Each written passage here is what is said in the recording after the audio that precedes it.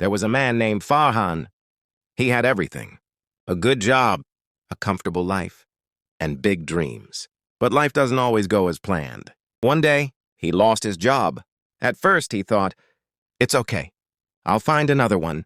But days passed. Weeks passed. Months passed. Nothing. Bills started piling up. Savings started disappearing. Stress took over. People started changing. Friends stopped calling. Relatives stopped caring. And slowly, Farhan started losing something more important than money.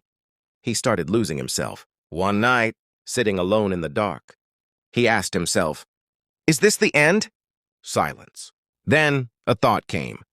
What if this is a new beginning? That one thought changed everything. Farhan stood up. Not because he was strong, but because he had no choice. He started again. From zero.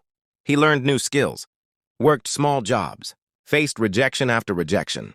It was painful, slow, frustrating. But he kept going. Every single day, step by step. He rebuilt his life. Months later, he got a small opportunity. This time, he didn't take it lightly.